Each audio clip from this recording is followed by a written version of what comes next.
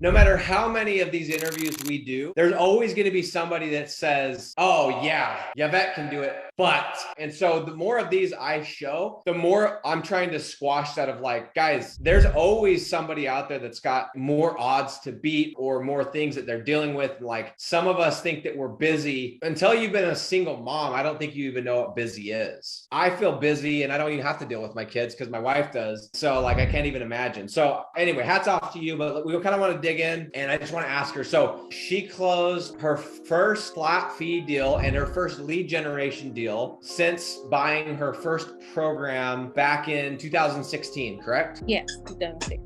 Nice work. But I want you, if you don't mind, give people a little bit of background as far as like you, like walk us through from that point till now, just really briefly, if you don't mind. I've been here in California for like 3 years. The first few years, I couldn't really do anything because it was just more about parenting. And I left my life in Virginia and to live with family in California. And my daughter was literally a newborn. So I had to really start my life all over and from the ground up with really nothing, like no money in my account. And it wasn't until like maybe 2.5 years ago that I started to kind of look at this more seriously. And it's been difficult because I didn't really have a process on how I would do it. I kind of got warm leads for website design and SEO, but my biggest thing was I wanted to do lead gen and I just didn't know how to do it. And I started joining more groups because I was trying to manifest ways to put myself in a surrounding that's going to put me closer to my goals. And that wasn't easy for me because I'm an introvert. What year is this? Yeah, like when you just kind of like had to start over. 2018. You're like, okay, I've got this program now, like I got to make this work because now I got to take care of my kid and I need something I can do from home. Or like, what made you decide to get back into it? I needed something that would allow me to meet my goals of being around my daughter. I mean, I've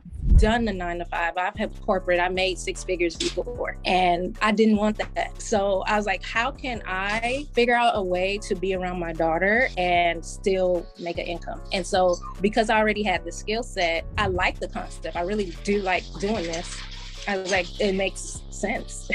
And I've seen people become successful with it. I knew that it was possible. I just didn't know how I was going to do it. I feel like for me, fear has been a shadow in my life for a while. And so I had to like really work on my mindset before I even like understood that it was possible for me to do it. When you and I talked 3 weeks ago or whatever, when you joined into the program, I asked you, I said, what do you want to do this for? What's your goal? Why? Would you mind sharing that? Because there's like the surface level stuff of like, oh, I want to go and like show everyone, prove everybody wrong. But like, I remember yours was like way deeper than that. Like, what is driving you? Like, what's the thing that even though you've been in this 6 years or whatnot, had like some success, had all this stuff going on, like what keeps driving you? What's your why to make this work? If I don't do this, I don't think I'll be on the streets, but I need to have a roof over my head. I need to be able to be stable. If I don't bring in an income, then I don't really know what my next move is because living here, and I live in the back house by my aunt, and living here is like pretty much expiring. She asked me literally like a month ago, like, okay, so when are you moving?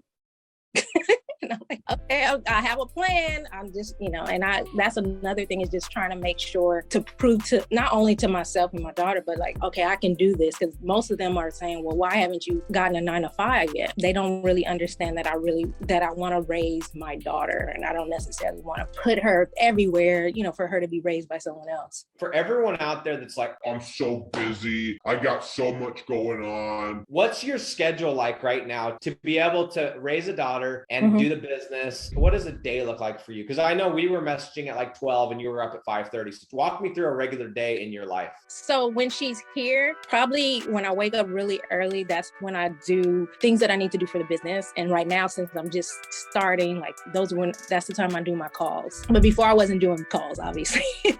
But that's when I do my call. But then during the day, I'm homeschooling her. So morning work, then during the day, I'm homeschooling, cooking for her, spending time with her because she needs me a lot. And then when I put her down to sleep around 7:30 to 8:30, that's when I get maybe around that time until like maybe 1 or 2 in the morning. I'm like working on tedious. Just recently, she was able to go to my father's house. And so that's when I've also like picked up a lot more steam. And I was able to go to a cafe during the time that she was at my father's house. And that helped me a lot too.